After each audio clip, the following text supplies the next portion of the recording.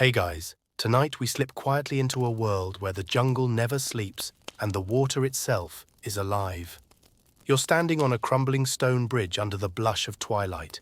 The air is thick, hot, wet, and humming with crickets that sound like they're gossiping about you. The vines droop like lazy snakes, and somewhere far too close, there's a splash in the moat. You freeze. There it is again, a low ripple, slow and sinuous, like the water is exhaling. You inch forward, peering over the edge. The surface gleams like oil in the fading sun, and just beneath it, two amber eyes hover, unblinking, patient. You're looking at a crocodile, an ancient one. Maybe his ancestors guarded this city centuries ago. Maybe he's been guarding it longer than even the city remembers. So, before you get comfortable, take a moment to like the video and subscribe, but only if you genuinely enjoy what I do here. Also, drop your location and local time in the comments. I want to know where you're watching from. Now, dim the lights, maybe turn on a fan for that soft background hum, and let's ease into tonight's journey together. You trudge slowly along the worn dirt road that winds into the heart of what was once a bustling Thai city. It's not Bangkok, not Chiang Mai, no modern skyline here. Instead, you're surrounded by ancient stone walls, sagging bamboo gates, and canals so old they feel like wrinkles on the earth's skin. Moats here aren't decorative. They're not filled with ducks or pretty lotus flowers, though you might spot a few of those if you're lucky. These moats had a darker job description. They were stocked with crocodiles, real, live, bitey crocodiles. And this wasn't some half-baked security gimmick. Ancient Thai planners did this on purpose. In the Ayutthaya kingdom, one of the major Thai powers between the 14th and 18th centuries, strategic urban defense was a big deal. They had to protect their cities from Burmese invasions, raiders from the mountains, and the occasional ambitious noble who forgot which side of the throne he was on. And so, they thought, what better than Mother Nature's own angry log with teeth? Moats were dug deep, lined with clay, and diverted from nearby rivers. Engineers, yes, real ones, made sure the flow stayed slow and shallow enough that you didn't end up with a flash-flooded village, but deep enough that a crocodile could lurk with all the grace of an aquatic ninja. Historians still argue whether the crocodiles were deliberately placed into these moats, or whether they just wandered in on their own, and humans decided, sure, free bodyguards. Either way, the arrangement stuck. You've got ancient travelers' logs. Yes, even back then there were tourists, describing the surreal image of great stone temples rising behind lazy, sunbathing crocodiles. Picture walking up to a city gate, only to realize you're being watched by something prehistoric that doesn't blink. You'd rethink that invasion real quick. And no, this wasn't just a case of tossing a few crocs in and hoping for the best. Ancient Thai rulers took their city planning seriously. The crocodile moats were part of a layered defense system, thorny hedges, sharp bamboo traps, and the occasional spear-throwing guard who'd had a bit too much beetle nut. But the crocodiles were the psychological cherry on top. They didn't just protect, they warned. You could lie to a soldier, you could bribe a gatekeeper, but a crocodile, that was a creature with no bureaucracy, no paperwork, and a distinctly unbribable attitude. You step a little closer to the edge of the moat. The mud squishes underfoot, warm and soft like old rice pudding. The water is quiet now, but you swear it's watching. There's a saying in old Thai proverbs, don't trust the still water, for it remembers where you bathed. Translation, that crocodile probably knows where you live. And what about the locals? Were they just okay living next door to a living garbage disposal with mood issues? Surprisingly, yes. In many communities, crocodiles were treated almost like cranky neighbors. You didn't mess with them, but you respected their place. Farmers taught their kids not to play near the moat. Fishers avoided the edges, and when someone did get nibbled, it was chalked up to bad karma or poor decision-making. You walk into the wrong party wearing shrimp-scented socks. What did you think was going to happen? But there's a sleepy beauty to it too. Imagine the glow of oil lamps reflecting off still black water, the occasional plop of a fish, a crocodile sliding across your vision like a ghost with scales. The city breathes through its moat, and the moat, in turn, guards the heartbeat of the people. There's even some evidence, though not totally confirmed, that the placement of crocodile moats followed principles of Thai cosmology and spiritual balance. Like if you placed the water guardian on the right axis, it didn't just guard you from physical threats, it kept away evil spirits, bad omens, and possibly that one annoying uncle who always shows up uninvited. And here's your quirky tidbit. Crocodile dung was sometimes dried and used in traditional medicine, or even as, brace yourself, sun protection. That's right, crocodile poo sunscreen. Not exactly SPF 50, but hey, maybe it worked. Or maybe it just made you smell so bad even the sun gave up. As the light fades and the crickets rise to a dull buzz, you get the sense that this place has secrets, long buried under moss, guarded by teeth and patience. You hear another splash behind you, probably just a fish, probably. You follow the dirt road deeper into the ruins, where roots claw through crumbling stone, and the air is warm enough to feel like you're breathing through soup. Here, among ancient doorways and time-smooth statues of elephants, you realize something. This city wasn't just built with crocodiles in mind. It was designed for them. Ancient Thai city builders didn't just add crocodiles as a quirky finishing touch. They engineered entire landscapes with the expectation that these prehistoric reptiles would become part of the ecosystem and the defense system. These weren't accidental pond squatters. They were infrastructure. Picture a settlement blueprint, concentric rectangles or ovals, with outer and inner moats, causeways for merchants, sluice gates for water flow, and raised platforms for housing, all arranged with astonishing precision. And in many cases, the outermost defense ring?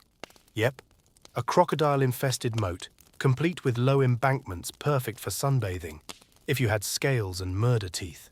The placement wasn't random. Historians now believe these moats were sometimes filled first, before walls or even temples were built. Why? Because it was easier to dig trenches and channel water early on, especially during the rainy season when the rivers were full.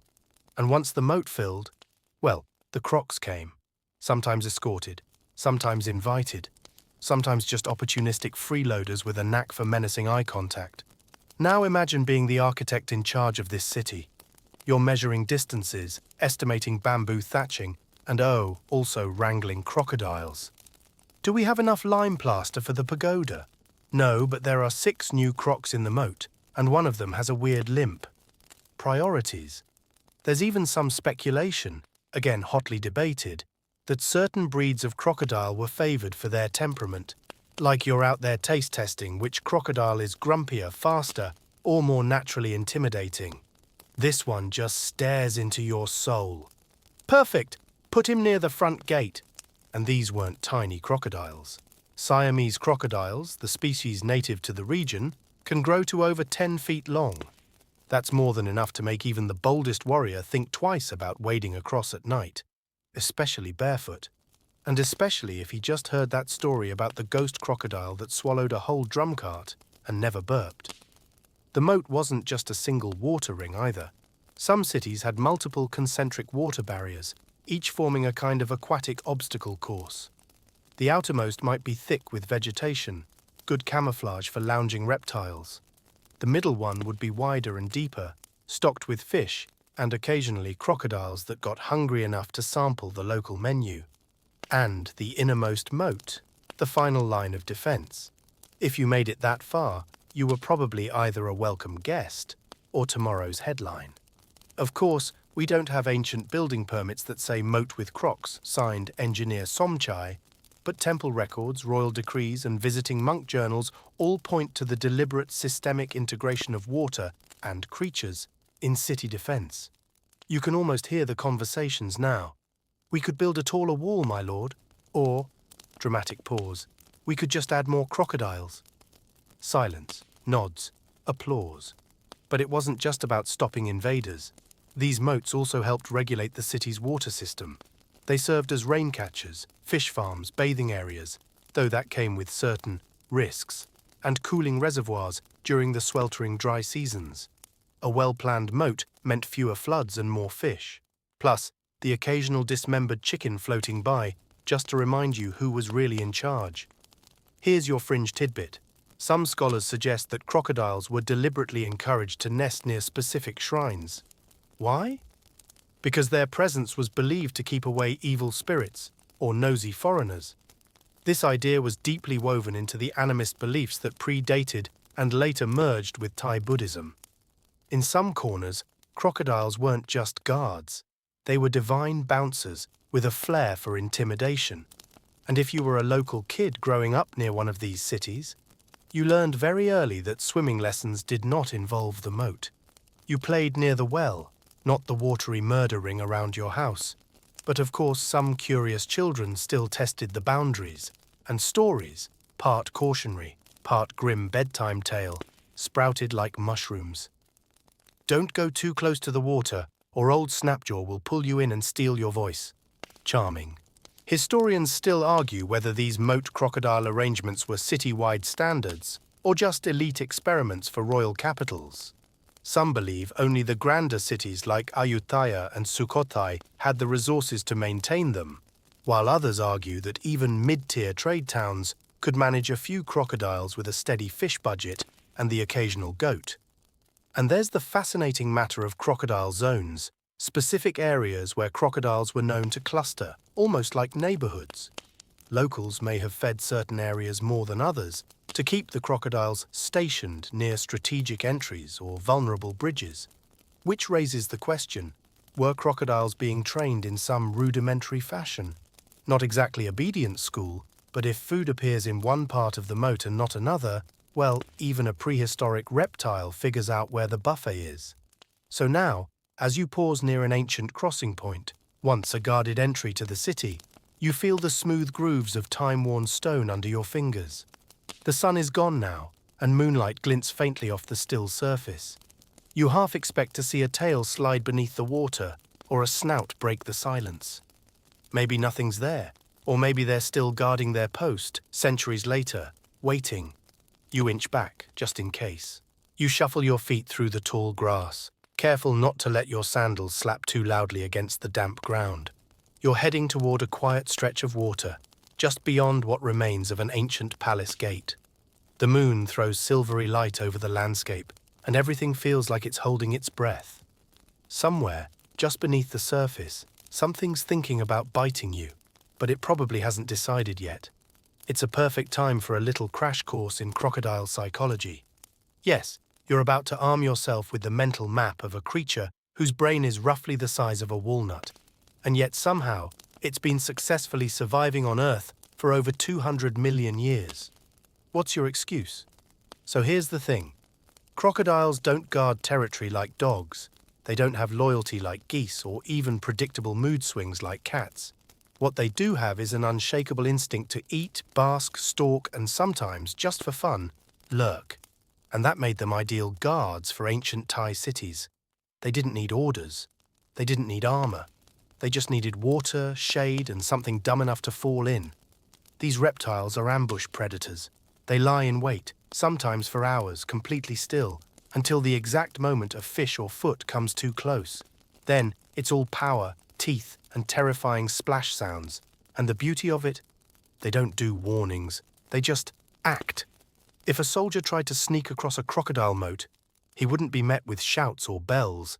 Just silence, then thrashing, then possibly a floating sandal and a very confused fish. But crocodiles aren't just mindless eating machines. In fact, recent research shows they're surprisingly observant. They remember patterns. They learn feeding times. They even recognize certain humans. There are stories of crocodiles in temple ponds who'd respond to monks or follow the same farmer's voice for food. Imagine a creature so old it remembers the last dynasty and also knows your lunch schedule. Your fringe tidbit for tonight? Some crocodiles have been observed practicing tools use, balancing sticks on their snouts to lure in nesting birds. That's right. These ancient reptiles are not only patient, but also manipulative. It's like if your kitchen knife developed a marketing strategy. Now you might wonder, were these crocodiles actually working security for the city, or just creepy freeloaders with bad table manners? Historians still argue whether the crocodile's role was consciously maintained as a defense strategy or simply tolerated because, well, once a crocodile sets up shop in your moat, moving it is a multi-person, multi-byte situation. Either way, the result was the same. Fewer invaders willing to go for a swim. And the psychological impact can't be overstated. Imagine you're part of a raiding party, tiptoeing toward a walled city in the dead of night.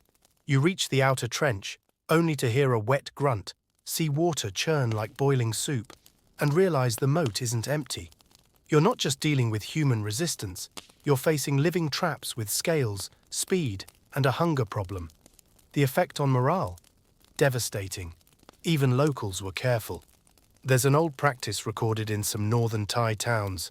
Young boys would throw pebbles into the water before approaching the banks, not to scare the crocodile away, but to wake it up so they wouldn't surprise it and get added to its to-do list. That's right, they weren't trying to avoid the crocodile, they were making polite small talk first. Over time, crocodiles became more than animals. They were symbols of strength, of patience, of brutal inevitability. Kings were sometimes compared to them in poetry, slow to move but unstoppable once in motion, and crocodile images appeared in decorative motifs, temple art, and even on weapon hilts. It's as if they were saying, "Yes, I carry the spirit of a murder log, please proceed accordingly." And while you're here, crouching beside this ancient moat, let's get into a bit of pop culture myth. Some locals once believed that crocodiles didn't die, they just moved into spirit form. One story even tells of an invisible crocodile that guards the temple bells in the next life, snapping at those who dare enter with impure thoughts. You were thinking about snacks just now, weren't you? But crocodiles also inspired cautionary respect. In old chronicles, there are occasional reports of monks being attacked while meditating too close to the water. It wasn't always malicious, just crocodilian. You sit still long enough wearing orange, looking vaguely edible, someone's going to test your enlightenment. Back to psychology. Crocodiles don't form packs, but they do tolerate each other during feast times. Ancient moat crocs likely lived semi-socially, occasionally grunting in passive-aggressive tones at neighbors, but generally okay sharing space, especially if the humans kept the buffet coming. They have no vocal cords but can hiss, grunt, and do this adorable jaw snap thing that says, "Back off or I'll ruin your day." The cities, it seems, knew how to work with this. Feeding stations were sometimes placed at specific moat corners, where the water was deep and the crocodiles could cluster away from public footpaths. And clever city planners created what were basically crocodile coves, pockets of shaded water off the main moat, where the reptiles could chill out without startling passing monks or royal couriers. And here's something both ridiculous and delightful. Some crocodiles were apparently given names, not by everyone but by certain caretakers or superstitious locals. Old Leaftail, Mr. Whisper, that one who ate the pig, you know, terms of endearment. You sit back now, staring at the slow swirl of water near the far bank. There's a shape there, barely visible. It doesn't move. It doesn't blink. Maybe it's a floating log. Maybe not. The air is thick with the scent of old mud, warm algae, and something faintly metallic. The kind of smell that whispers, if you step 1 inch closer, you'll become folklore. Better stay on land tonight. You trace the edge of the ancient moat, your fingertips skimming the worn stone ledge, still damp from the lingering evening dew. You imagine your ancestors walking here, barefoot, linen tunics clinging in the tropical heat, side-glancing every ripple in the water. Because here's the strange part. Crocodiles weren't just tolerated as a city feature, they were respected as an extension of divine protection. And that brings you into the slippery overlap between defense and religion. In many ancient Thai cities, the practical blended with the spiritual like coconut milk into curry. The natural world wasn't just scenery, it was spirit-filled, alive, watching. Rivers had names, trees were homes for guardian spirits, and crocodiles? Oh, they were basically scaled bodyguards of the sacred. This wasn't just random superstition. Many temples and shrines were built within view or earshot of the water, where crocodiles slithered and lurked. You can picture it now, a monk kneeling in prayer while a prehistoric predator floats nearby, calm and utterly indifferent. No fences, no glass enclosures, just faith, and a deeply hopeful sense of mutual disinterest. Here's your mainstream historical fact. In the Sukhothai period, 13th-15th century, The blending of Hindu-Buddhist cosmology with local animist traditions was at its peak. It was a time when crocodiles weren't just animals, they were avatars, symbols of fierce guardianship and cosmic order. You weren't afraid of them because they were monsters. You were careful around them because they were servants of balance. There's one old belief, quietly still held in some parts of Thailand, that crocodiles can see lies, that they know when someone steps into their territory with wicked intent. That's why some temples kept moats stocked, not just for defense, but as a kind of karmic filter. Are you pure of heart? Welcome. Are you here to rob, defile, or start a fire? Good luck crossing that moat, buddy.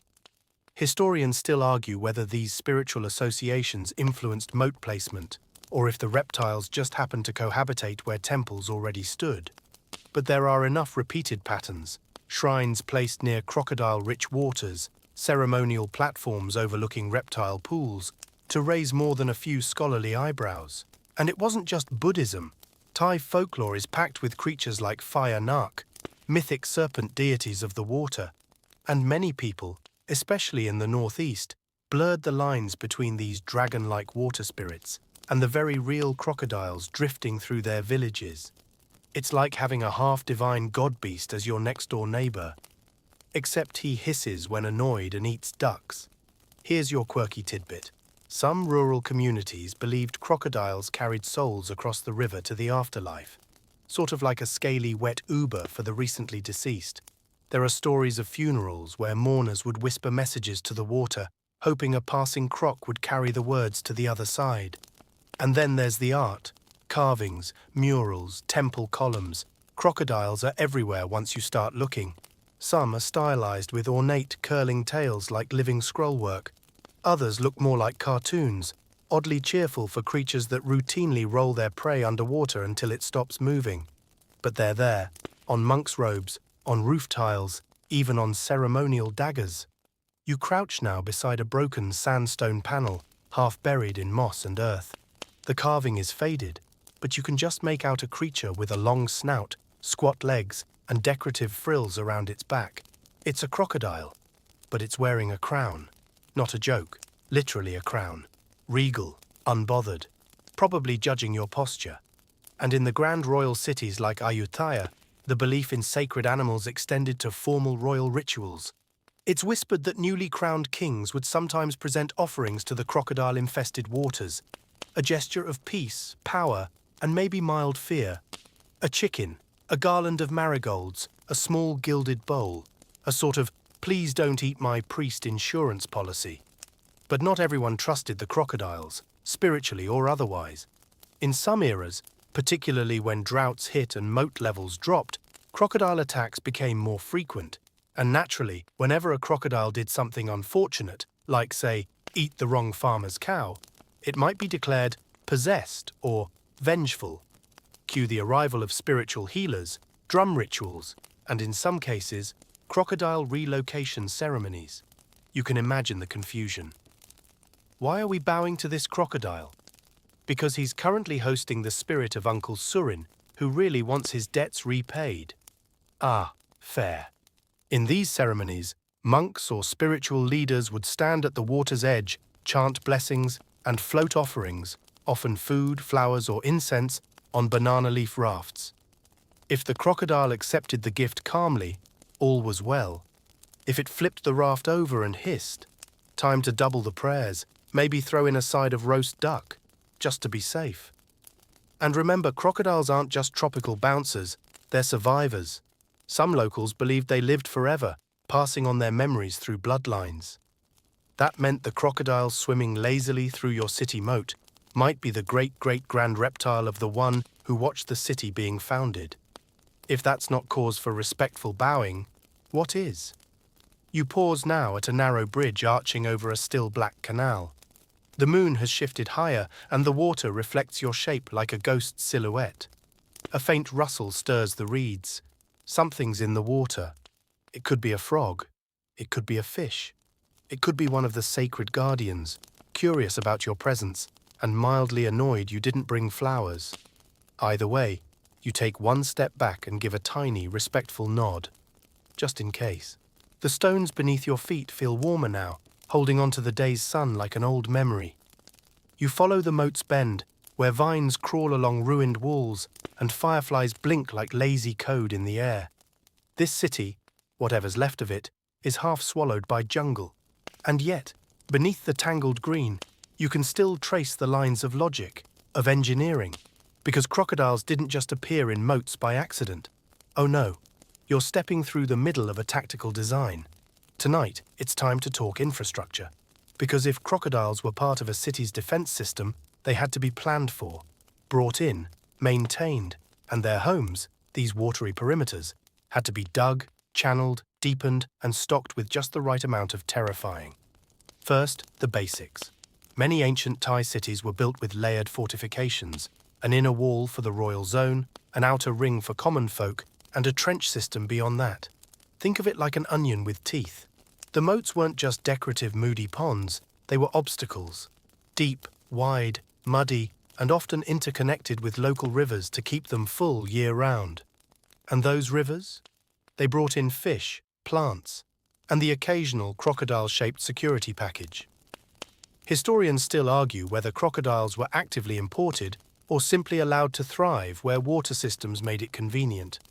Some say the reptiles migrated naturally into canals and moats from nearby wetlands. Others believe they were corralled, encouraged, maybe even herded in a way, like scaly cattle with more attitude and worse hygiene. Here's a mainstream historical fact. During the Ayutthaya Kingdom, 1351–1767, city planners used sophisticated hydraulic engineering to manage flood control and supply the moats. They diverted rivers, built sluice gates, and created controlled wetlands that doubled as both farmland and crocodile-friendly zones. It's not that they wanted crocodiles everywhere, it's that they knew exactly where to let them thrive. You reach a broken stone aqueduct now, the remains of a channel that once fed water into the defensive trench. You can still hear the faint trickle of life moving below, even centuries later. Imagine that water flowing strong, carrying with it the scent of jungle rot, rain-slick clay, and the occasional dismembered goat. Just a guess. And here's your quirky tidbit. In some places, moat construction included underwater rest shelves, shallow ledges where crocodiles could lounge half-submerged, invisible from the bank. That's right, they built little croc porches for loitering. It's either brilliant or deeply concerning. Of course, crocodiles aren't domesticated. You don't leash them. You don't line them up like border patrol agents. What ancient engineers did instead was encourage certain areas for crocodile congregation, deeper pools, shade-giving palms, feeding stations that accidentally spilled leftover fish guts every other morning. Soon enough, the crocodiles figured it out. This spot is chill, and food shows up sometimes. And they stayed. And here's a fun headache. Keeping crocodiles around meant keeping the moat healthy. Stagnant water? Bad for everyone, including crocs. So city planners designed elaborate moat maintenance systems, movable barriers, drainage channels, and weirs that controlled flow rates. Some cities even assigned labor crews to de-silt trenches during the dry season. It's hard to feel majestic when you're ankle-deep in muck with a shovel and a crocodile judging your technique from 10 feet away. Sometimes, the city itself adjusted to the crocodile's presence. Bridges were built slightly higher. Market stalls near the water were set back just enough. One story tells of a merchant who lost 2 baskets of rice and a sandal to a particularly sassy crocodile who decided to investigate his cart. The city fined the merchant for feeding a guardian animal. You can imagine the complaint letter. And what about people who actually lived near the moat? There were those too. Fishermen, boatmen, kids who grew up with splashy bedtime stories and strict rules about what parts of the water were cursed, guarded, or straight up off-limits unless you want to become soup. These weren't strangers to crocodiles. They lived with them like we live with traffic. You don't have to like it, but it's always there.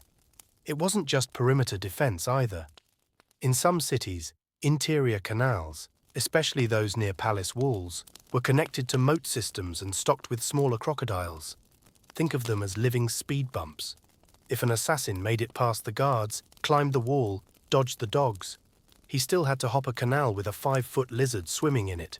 Risk assessment, not ideal, But not every moat croc was wild. You'll love this. There's fringe evidence of semi-trained crocodiles, ones that responded to food signals or were fed at specific times to encourage guard behavior. A bell rings, a bucket drops, crocodiles gather at a spot. Now imagine using that timing as part of your city's rhythm. Dinner bell rings at dusk. Also, that's when the moat is extra spicy. Historians still argue whether this qualifies as training or just clever exploitation of natural behavior. But one thing's clear. Some of these crocodiles got used to people. Not tamed, but familiar. Enough to expect the monk with the fish scraps. Enough to avoid the noisy ferry. Enough to lurk when the torchlight shifted, because that meant someone was sneaking. You lean over now, squinting at a submerged step that dips into the water. The steps curve down like a soft spiral, once used for washing or ritual bathing probably. But tonight it's silent, no movement. Still, you know better than to touch the water, because even with all the engineering, planning and passive-aggressive design, one fact remained true for ancient Thai cities. The crocodiles were never fully controlled. They were partners in chaos, predictably unpredictable. You didn't point them like weapons, you built around them, with them, and sometimes for them. It's brilliant and kind of terrifying. You step back from the edge, brushing a spiderweb off your sleeve. The wind shifts, carrying with it the sweet, slightly fishy smell of the moat.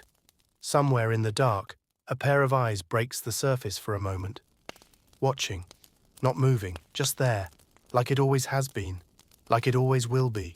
You pause where a patch of moonlight filters through the trees, casting a silvery sheen across the water. You realize something odd.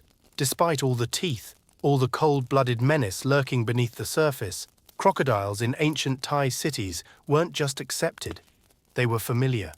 People grew up with them, worked around them, laughed, prayed, and occasionally got bitten. But still, they stayed. So now, let's step out of the royal compounds and temple zones and into the lives of the ordinary folks, the villagers, the rice growers, the river traders, and see what life was like when crocodiles were not only part of your city's security plan, but your next-door neighbor. You're walking down what used to be a village path.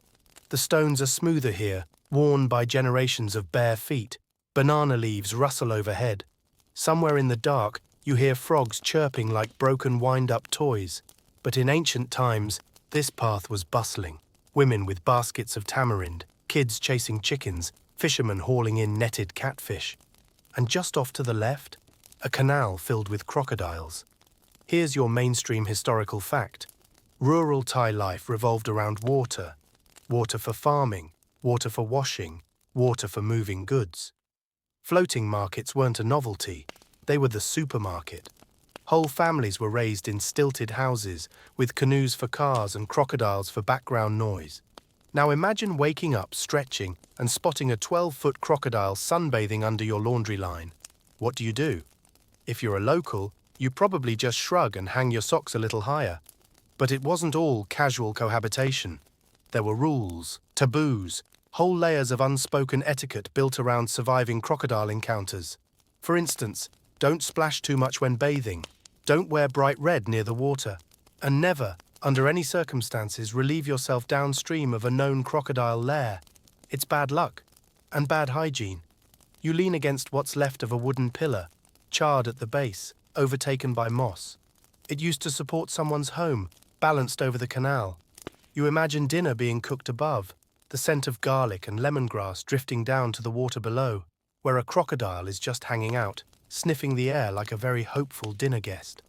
Historians still argue whether villagers truly saw crocodiles as divine or just dangerously convenient. Some oral traditions talk about crocodiles acting as omens, appearing before major floods, or slinking past homes when death was near. But just as often, they were simply a known risk, like mosquitoes, but with jaws. And despite the danger, there were stories of relationships. Some crocodiles were named, identified, not pets exactly, but known quantities. There's one tale from a northern village about a crocodile called Nock, meaning bird, because of the strange chirping sound he supposedly made. Nock was said to only eat dogs, no pigs, no people, just dogs. Naturally, the villagers started locking up their mutts and leaving Nock alone. mutual respect, uneasy peace. Here's your quirky tidbit. Some villages had crocodile whisperers. Not officially trained, of course. Just folks who, for reasons unknown, could wade into the river and not get eaten. These people, usually older women or tattoo-covered fishermen, claimed they could speak to the water spirits. Whether it was spiritual, psychological, or just a firm grasp of reptile behavior, no one's sure. But these whisperers were called in when a crocodile got too bold, or when someone went missing and people started getting nervous. And there were rituals, always rituals. If a crocodile attacked someone, the water near the site might be blessed by a monk. If someone survived a crocodile bite, they were considered touched by fate and often given new spiritual duties.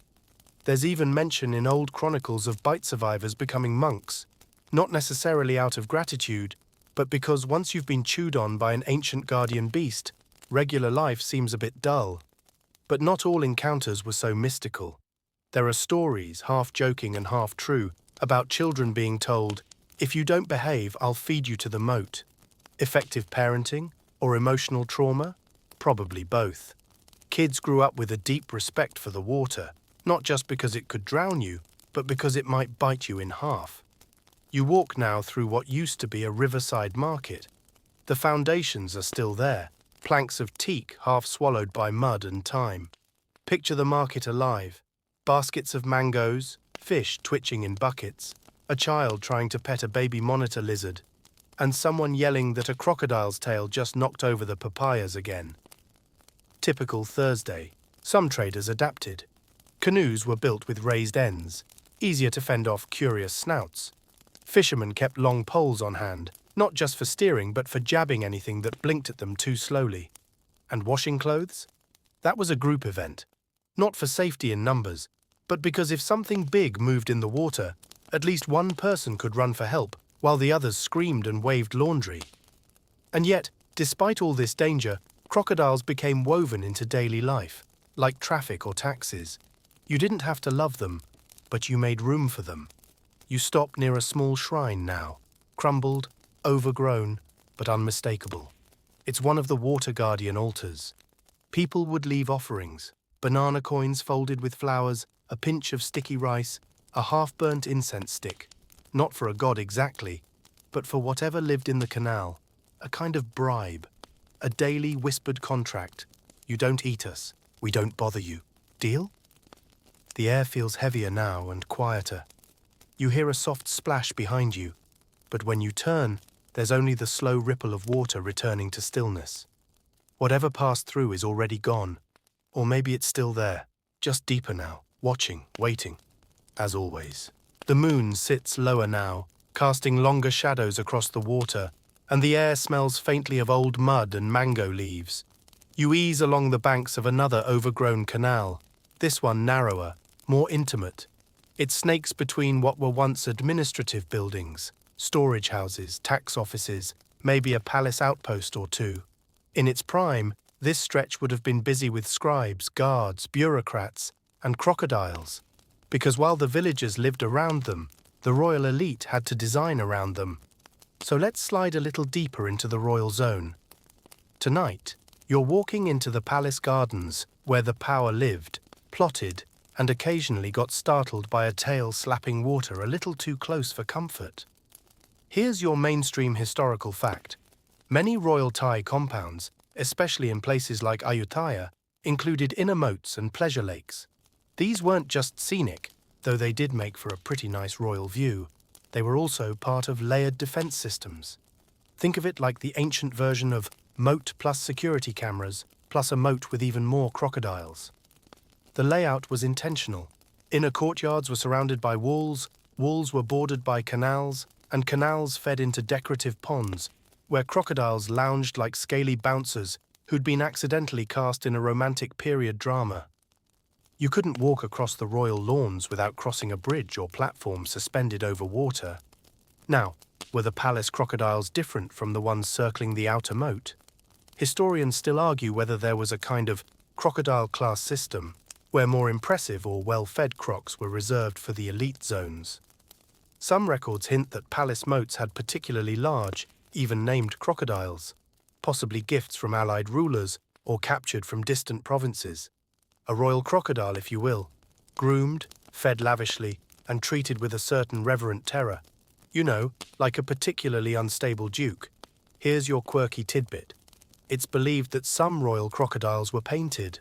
Not with acrylics, obviously, but daubed with herbal dye mixtures, bright orange or yellow, possibly for identification or ritual display. So yes, you could look out across your private pond and spot that one crocodile with the turmeric tail. Very chic, very terrifying. The palace didn't just keep crocodiles nearby for security. They were part of the cosmic layout, reflections of order and chaos, life and death. Thai royal architecture often followed sacred geometry, mixing Buddhist, Hindu and animist symbolism. Water formed boundaries between realms. And crocodiles? They were liminal beings, guardians of thresholds. They didn't just snap jaws, they maintained the balance. This wasn't lost on the palace priests. When rituals were performed, especially during New Year festivals or royal birthdays, offerings were sometimes floated down the canals. Not just for the gods, but for the spirits of the moat. A small chicken, a bit of pork, a lotus flower, whatever kept the water calm and the guardians satisfied. You pass the broken arch of what used to be a garden bridge. Underneath, something stirs, a slow ripple like someone dragging fingers beneath the surface. You can almost hear the soft clink of royal sandals walking across the bridge centuries ago, the hush of silk robes brushing against stone, the muttered conversation of nobles too afraid to speak above a whisper. Now imagine being a royal page, told to deliver a scroll across the courtyard, knowing full well that if you drop it, you'll have to fish it out from crocodile-infested water. Suddenly, calligraphy class feels very high stakes. But the palace didn't just accept the crocodiles, it built its routine around them. Feeding schedules were established. Certain servants, often low-ranking or unlucky, were assigned to toss scraps into the water every few days. That sounds simple until you consider that your job is literally meat slinger for ancient murder lizards. You know those moments at work when you wonder if you're being paid enough? Yeah, that, but barefoot and with crocodiles. And if a crocodile grew too bold, climbing onto paths, snapping at dancers during festivals, or attempting to steal offerings from the spirit houses, it wasn't killed outright. That was bad luck. Instead, the beast would be lured away with bait or, get this, politely relocated via bamboo raft and oar. Imagine the conversation. Ah yes, Your Majesty. We've gently persuaded the Guardian to consider a less interactive posting downstream. Some palaces even kept designated crocodile zones, small gated pools where particularly aggressive ones could be placed, sort of a reptilian timeout. These pools were usually visible from throne platforms, adding a little dramatic tension to court sessions. You're not just petitioning the king, you're doing it while crocodiles circle 10 feet away. Power theatre at its finest. Historians still argue whether these palace crocodiles were ever weaponized. There are accounts, likely exaggerated, of condemned prisoners being offered to the moat as punishment. But no solid evidence supports this as a common practice. More likely, it was a threat, a whispered warning, or a reputation-enhancing myth. The real punishment was probably taxes, or exile, or being made to clean the crocodile pen with a palm frond and a bad attitude. You glance down at the canal again. It's still, perfectly so, too still. And then, with a quiet bloop, a small swirl disrupts the surface, as if something just slipped below. You remember? The palace crocs didn't roar. They didn't thrash. They just waited, moved like ghosts. Quiet, patient, a deadly form of elegance, like security guards in formal wear. And yet with all this ominous glamour, it's worth remembering the quieter stories too. There are faded poems, scribbled in old temple walls, that describe crocodiles watching from the water while a prince learns to dance. Crocodiles drifting beside lotus boats during weddings. A particularly sweet tale tells of a royal child who insisted one crocodile smiled back every morning. Was it imagination? Probably. Was it real to her?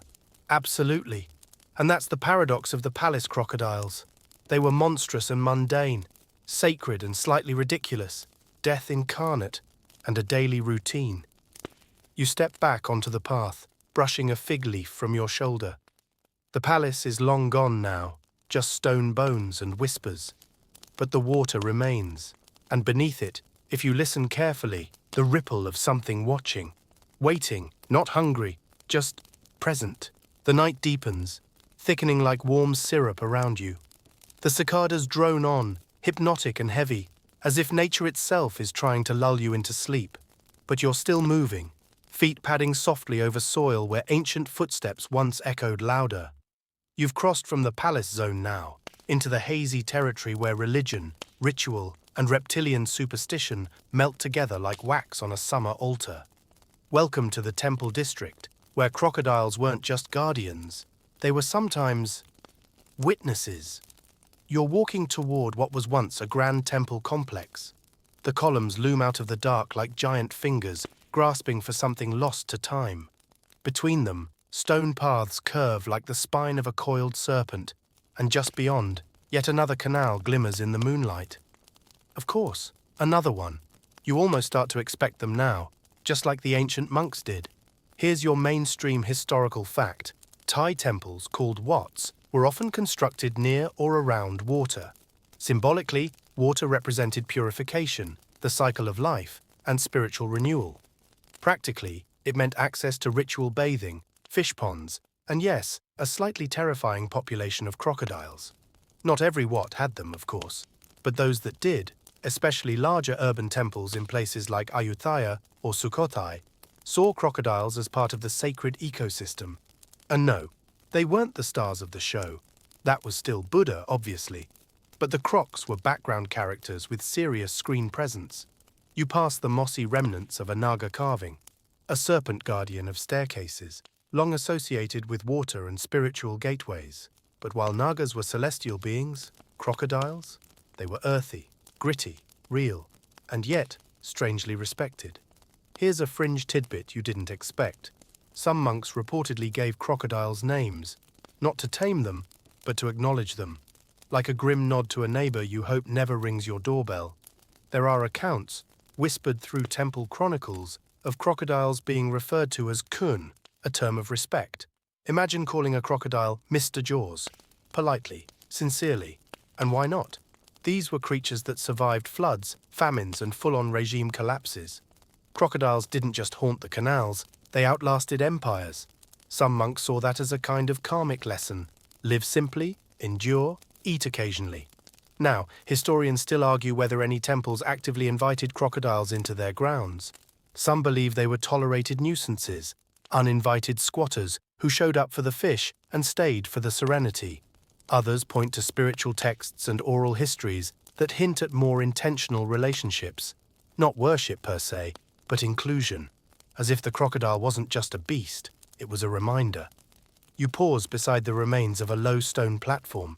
Here, monks would sit cross-legged at dawn, their saffron robes catching the first sunlight. Behind them, a lotus pond shimmered, and in the water, probably one or two crocs drifting lazily, perfectly still, meditating in their own way. You wonder, was that unnerving or comforting?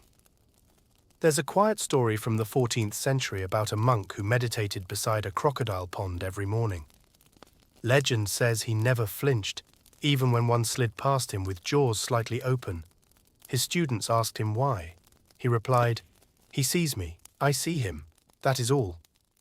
Either spiritual enlightenment, or the confidence of a man who's made peace with his odds. Of course, the temples still had to manage the risk. Some built raised walkways, narrow stone causeways that curved over the ponds.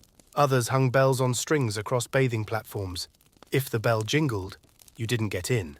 Simple crocodile early warning system, no app required. One particularly inventive temple had what might be the earliest recorded crocodile distraction protocol.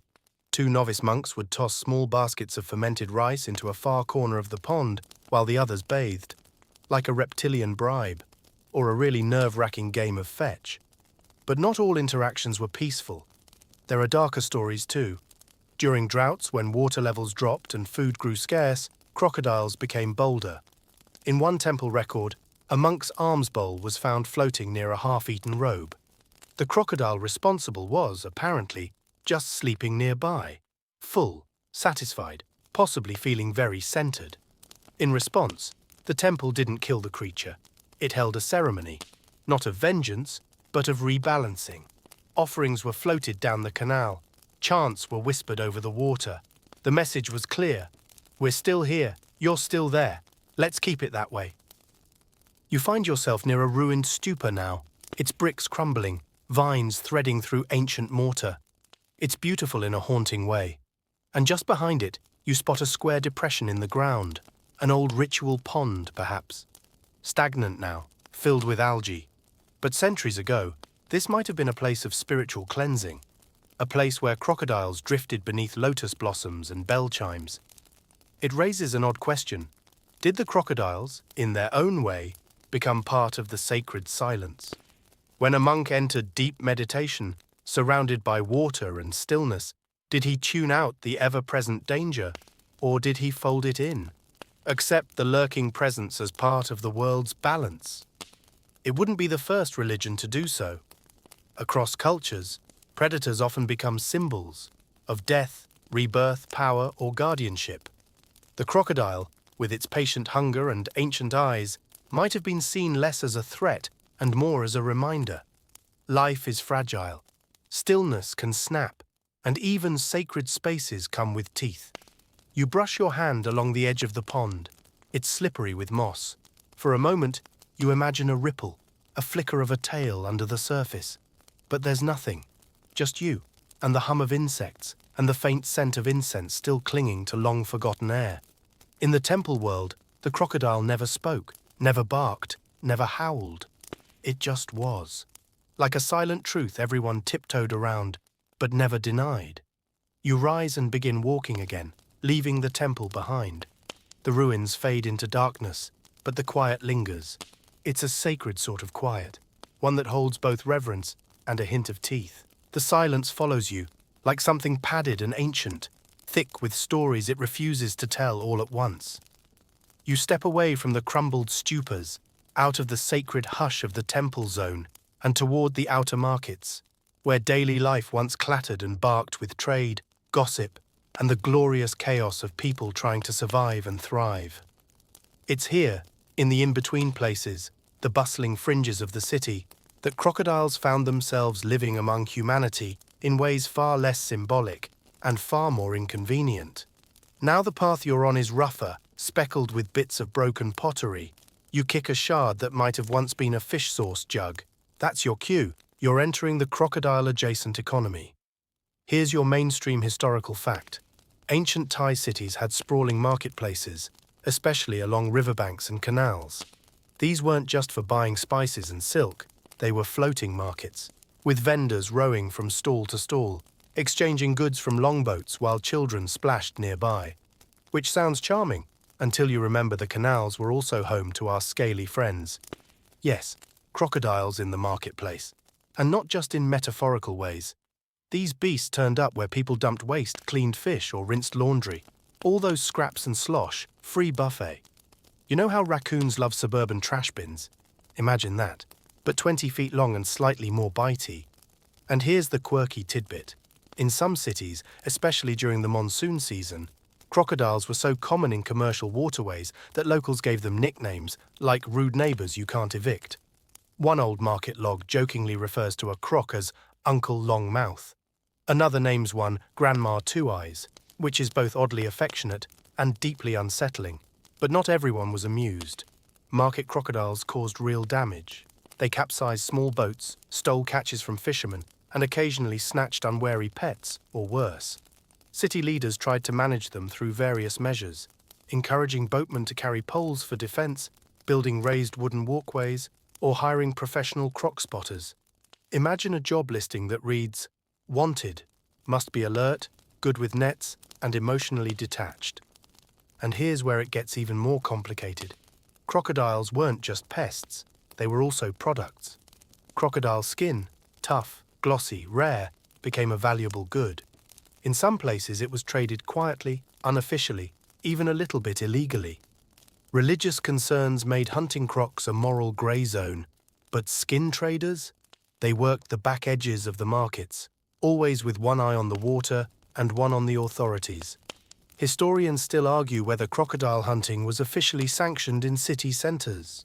Some evidence suggests it was tolerated during outbreaks, like if a particular canal croc got too bold. Others believe special croc banishment teams were dispatched, not to kill, but to relocate problem reptiles to less populated waters. Basically, the crocodile version of being sent to live on a nice farm upstate. And the average vendor, they had to adapt. Some floated protective nets beneath their stalls.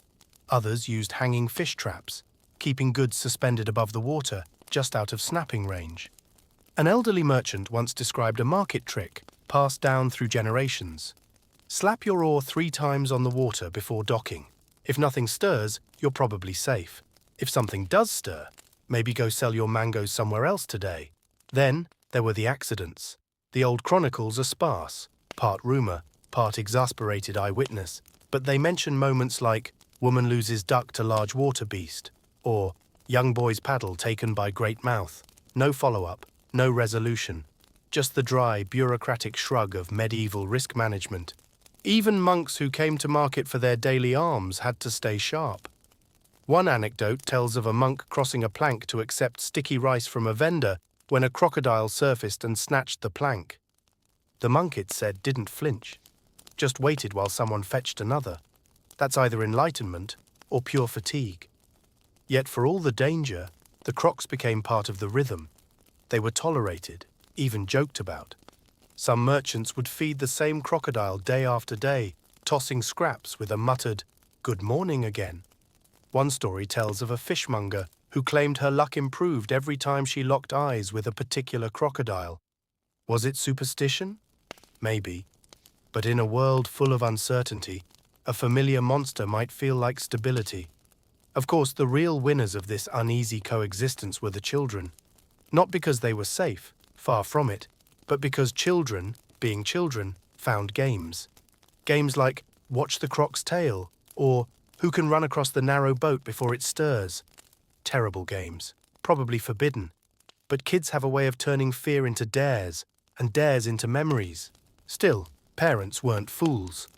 Many told tales to keep their children cautious. One involved a crocodile that could count. It waited for groups of 3, then took the last one. Another warned of a crocodile that had once been human, a greedy merchant transformed as punishment for cheating the gods. It now swam the market forever, looking for coins it could no longer spend. You hear the echoes of these warnings in the wind tonight, rustling banana leaves beside the path. Warnings dressed as bedtime stories, stories disguised as rules. And yet, you can't help but admire the balance. Crocodiles weren't wiped out. They weren't worshipped. They were worked around. Like bad weather or taxes, or that one uncle who always brings up politics. Just part of life. You step over a collapsed bit of dock, the wood splintered and soft. The market's long gone now. No vendors, no fruit boats, no rice sacks. Just moonlight bouncing off stagnant water, and the quiet possibility that something is still down there, old and watching. And if you listen closely, you can almost hear it. Not a growl, not a splash, just a slow, contented exhale from beneath the surface. Because for all the humans who once ruled this place, only the crocodiles remember everything. The air grows cooler now, a gentle shift as the city's noise fades behind you. You wander past the empty market and into the dim, tangled alleyways of an ancient neighborhood, where homes clustered close to canals, and life revolved around water, sweat, and stories whispered over dinner fires. Here, crocodiles played a different role. Neighborhood legends, nightly nuisances, and sometimes unexpected protectors. You pause beneath the overhanging roof of a wooden house, now silent and weathered, its windows dark, but still full of memories. Imagine how this place buzzed long ago. Women washing clothes by the canal's edge, men hauling baskets of rice, children darting through the streets.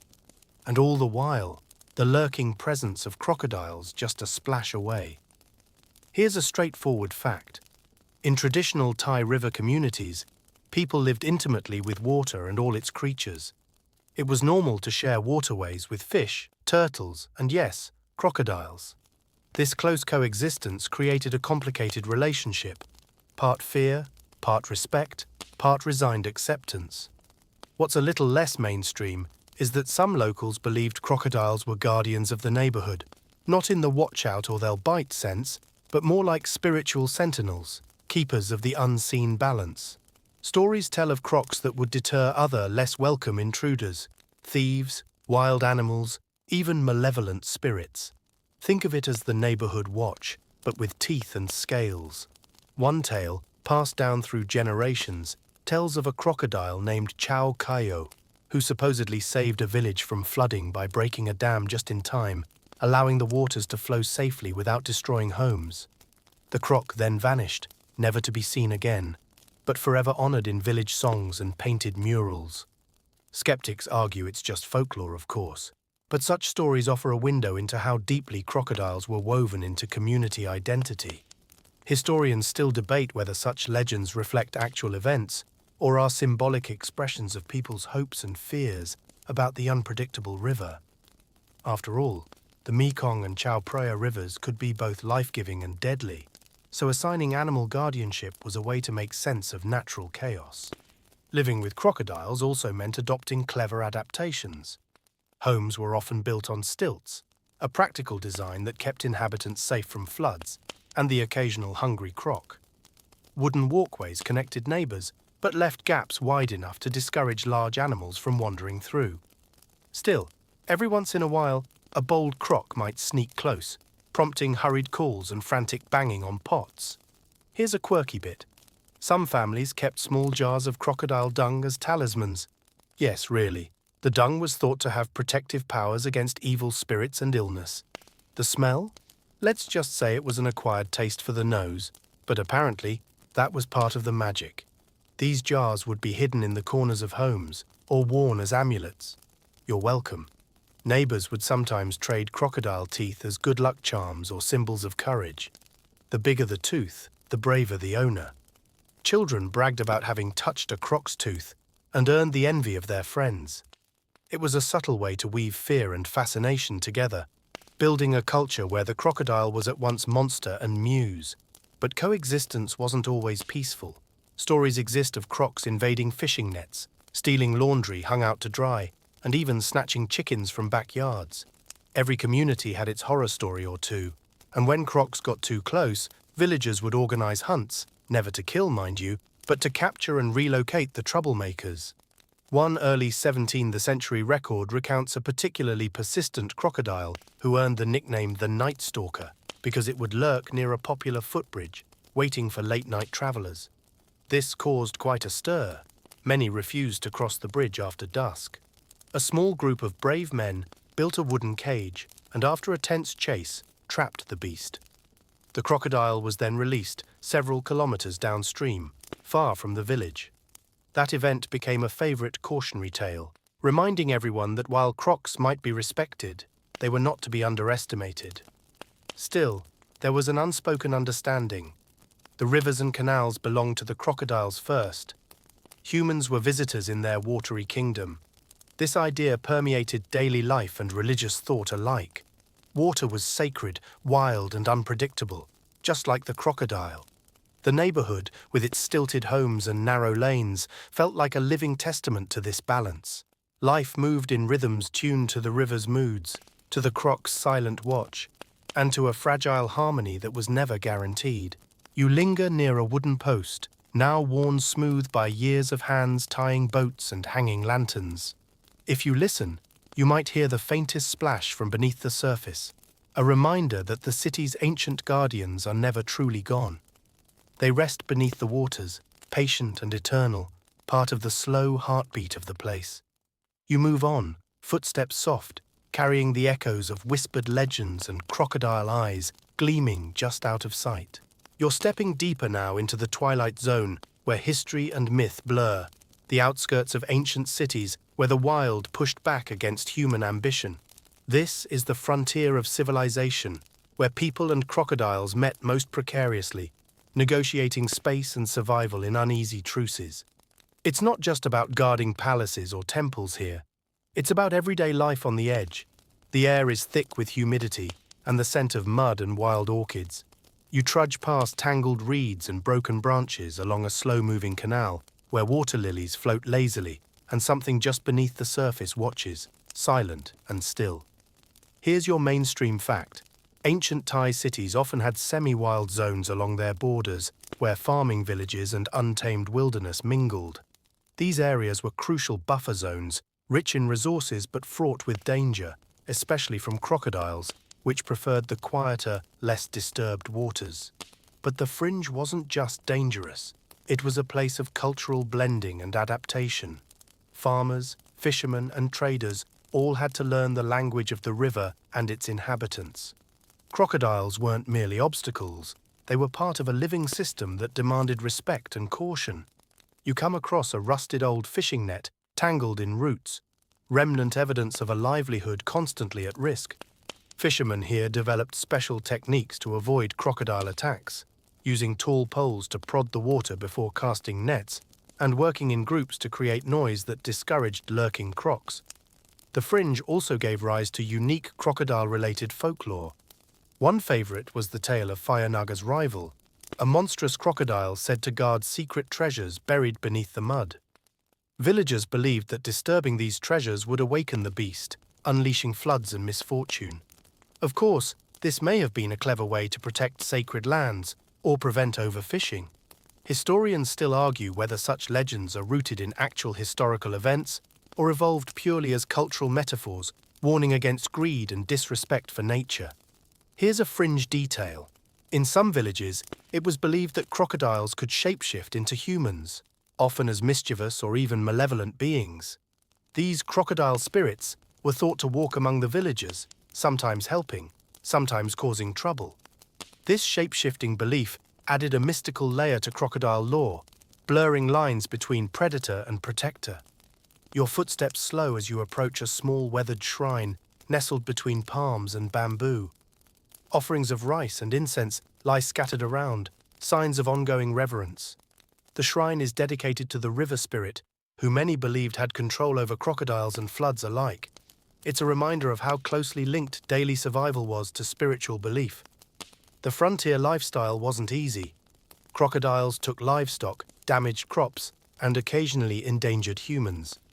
Yet communities developed practical responses beyond superstition, constructing stronger fences, scheduling water usage to avoid peak croc activity, and forming patrol groups to keep watch. Some villages even held annual festivals honoring crocodiles, offering food and prayers to appease the creatures and ensure safety for the coming year. These festivals often included storytelling, music, and elaborate dances mimicking crocodile movements, a curious blend of fear, respect, and celebration. You imagine the scene. Villagers gathered around a bonfire, shadows flickering on faces and walls, elders recounting tales of crocodiles that were wise judges, fierce warriors, or merciful guardians. The line between human and animal blurs here in story and spirit. The frontier was a place where survival meant understanding balance between water and land, wild and tamed, predator and prey. Crocodiles embodied that balance, living proof of the river's power and mystery. As you step away from the shrine, the night air cools further. The sound of water lapping against embankments mingles with distant animal calls. Somewhere, a crocodile slides silently back into the depths, unseen but deeply felt. You're reminded once again that in this ancient world, the crocodile was not just a beast.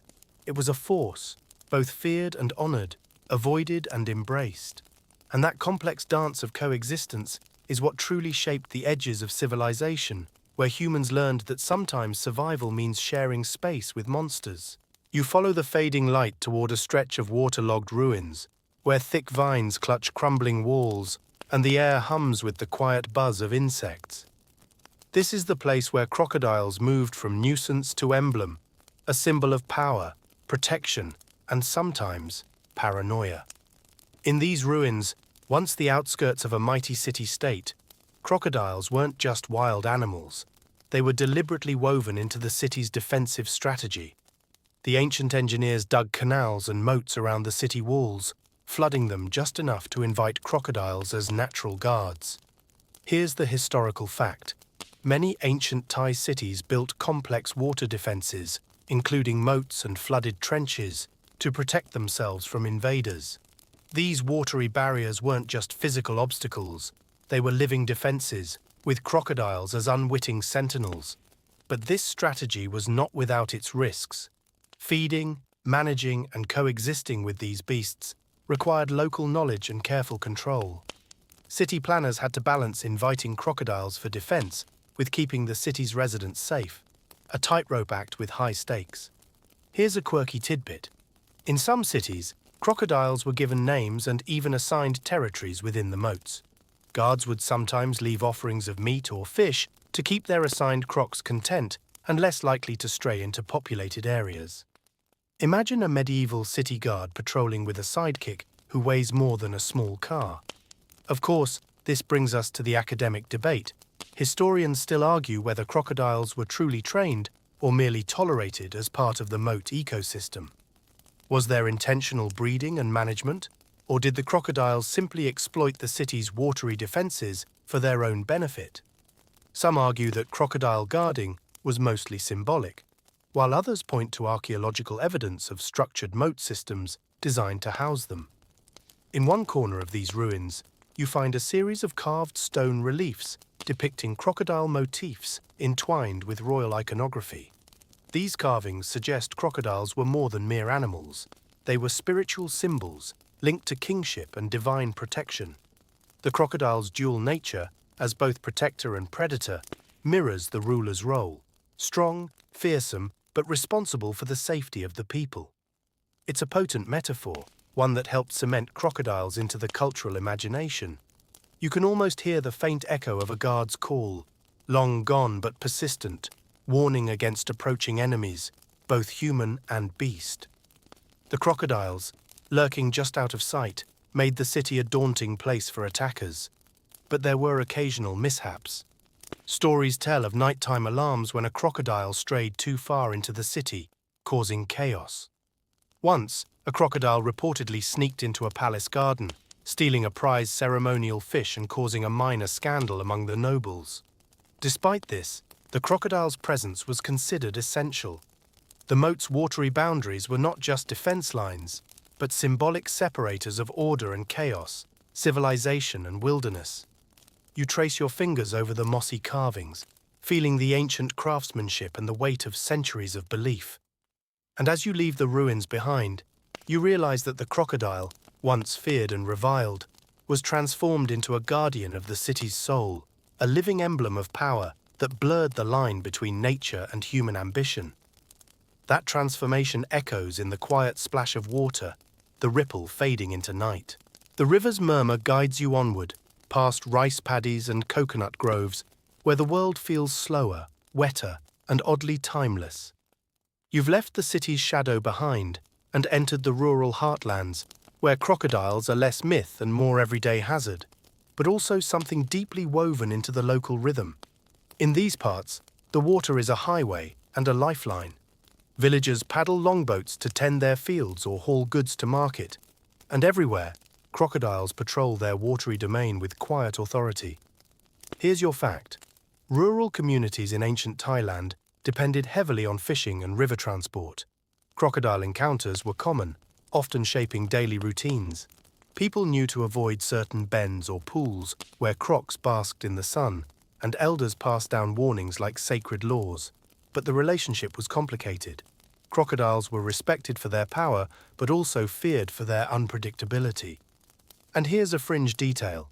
Some villages believed crocodiles could hear human thoughts, especially those filled with anger or greed. A sudden outburst might provoke an attack, so calm speech and quiet hearts were encouraged near the water. This belief influenced behavior and language. There were taboos on shouting, splashing loudly, or showing anger near rivers, which may have had practical benefits for safety, but also became spiritual customs. Villagers also created crocodile-shaped charms and amulets, often carved from wood or bone to protect themselves. Wearing or carrying these talismans was thought to ward off attacks and bad luck. One of the most curious practices involved crocodile teeth. People didn't just wear them as jewelry, some believed grinding a tooth into powder and mixing it into medicine could cure illnesses. The effectiveness? Well, that's where science and folklore part ways. Historians still debate whether such beliefs arose independently or were influenced by neighboring cultures that also revered crocodiles. The cross-pollination of ideas along trade routes likely spread these crocodile myths far and wide. But danger was real. There are accounts of crocodile attacks recorded in local chronicles, often in passing, as if these incidents were just another hazard to be accepted rather than feared. One tale tells of a fisherman who lost his paddle to a snapping croc, but escaped by clambering onto a floating log, barely. Farmers adapted their work schedules to avoid croc-active times, mostly dawn and dusk, and built elevated platforms near fields to keep watch and store tools. Despite all precautions, crocodile attacks occasionally caused grief and hardship. Yet rather than fostering hatred, these experiences seemed to deepen the communal bond and respect for the animal's place in the ecosystem. At night, the river is alive with sounds, frogs croaking, insects buzzing, and the occasional distant splash that might, or might not, be a crocodile on the hunt. In this serene but tense world, crocodiles were more than predators.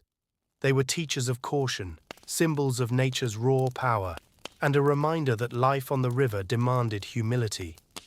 You pause to gaze across the water, where fireflies flicker like scattered stars. Somewhere beneath the surface, a crocodile watches, silent, patient, enduring. And in this quiet coexistence, you see the essence of an ancient dance between humans and crocodiles, fear and respect, survival and surrender. As night deepens, you drift toward the spiritual core of ancient Thai beliefs, where crocodiles slither not just through rivers, but through the very fabric of faith, ritual, and royal power.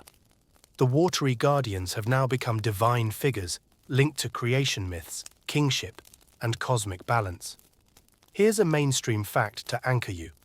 In Thai and Southeast Asian traditions, the Naga, serpent-like beings often associated with water, are sometimes depicted as crocodile-like creatures. These Nagas are considered protectors of Buddha and royal houses, embodying strength and sacredness. Crocodiles, sharing this watery realm and fearsome shape, naturally linked to these mythic beings. But the connection runs deeper and more fascinating. Some scholars argue that ancient crocodiles inspired Naga myths directly, especially since both inhabit rivers and are powerful, elusive creatures. The line between real crocodile and mythical serpent blurs, creating a rich tapestry of symbolism. A fringe tidbit. In some royal ceremonies, crocodile motifs adorned thrones, weapons, and regalia, symbolizing the king's divine protection and fierce authority. The crocodile was a metaphor for royal power that could crush enemies and guard the kingdom's peace. You can imagine the royal palace gardens, where stone crocodiles perch near fountains, silent yet watchful.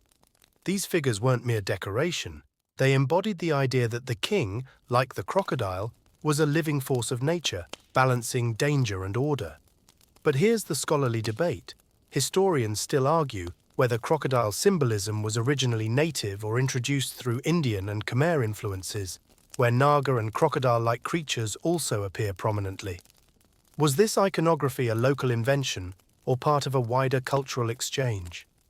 One legendary story tells of a king who dreamed of a giant crocodile guarding his city's gate, a divine vision that confirmed his right to rule. After this, crocodile statues were commissioned, and moat crocodiles treated as royal guardians. Whether dream or propaganda, the story persisted as a foundational myth. In some Buddhist temples, crocodile sculptures serve as protectors against evil spirits, bridging the natural and spiritual worlds. Pilgrims sometimes offer small tokens to these statues, seeking blessings for safety and prosperity. And not all crocodile lore was gentle. Some beliefs painted them as agents of karma, creatures that punished the wicked by pulling them into the watery underworld. This dual nature, protector and punisher, reflects the complex morality woven into these myths. The crocodile's role in these spiritual and royal narratives highlights a fascinating blend of fear, reverence, and political symbolism. It was a creature that could inspire terror and awe, govern the natural world, and legitimize earthly power. You take a deep breath and feel the weight of centuries pressing softly around you. The river's flow, the flicker of lantern light, the silent guardians watching over both water and kingdom. And as you stand here between myth and history, You realize that the crocodile's story is not just about beasts or battles, but about how people made sense of power, nature, and their place in the universe. You're almost at the end of this journey, but one final step remains. Now, you find yourself at the edge of the story, where history, myth, and memory merge into a quiet understanding. You've traveled rivers, temples, villages, and palaces, tracing the crocodile's long and winding path through ancient Thai life. It's clear by now that these creatures were far more than just predators lurking in murky waters. They were guardians, symbols, neighbors, and sometimes nuisances. Their presence shaped city defenses, inspired legends, and influenced spiritual beliefs. They were woven into the daily fabric of life, from the bustling markets to the silent riverbanks at dawn. One solid historical fact to settle your wandering mind: the crocodile's place in ancient Thailand was not accidental but deliberate, a natural ally in a world defined by water and survival. Cities built moats with crocodiles in mind, rituals honored their power, communities learned to live alongside them with both respect and caution. But there's always more beneath the surface. The fringe stories, crocodile spirits, dung amulets, shape-shifting beasts, add layers of human imagination and meaning. These tales hint at how people coped with the unpredictability of nature by weaving it into narrative, giving form to fear and hope alike. Historians still debate many details. How much did crocodiles actively guard cities? Were they revered as sacred beings or merely tolerated? How did these beliefs evolve over centuries of cultural exchange? What you've witnessed tonight is a tapestry of coexistence, where the wild and the human intertwined in delicate balance. As you close this chapter of your journey, imagine the water's surface settling into calm, the crocodiles slipping beneath like shadows melting into night. Their eyes, faintly glowing in the dark, hold secrets of an ancient world, of power, survival, and respect. You feel a quiet gratitude for this glimpse into a past where humans and crocodiles shared not just space, but stories. So, before you drift off, maybe picture those wooden homes on stilts, the flickering firelight, and the silent watch of the crocodile beneath the river's surface. Now, dim the lights.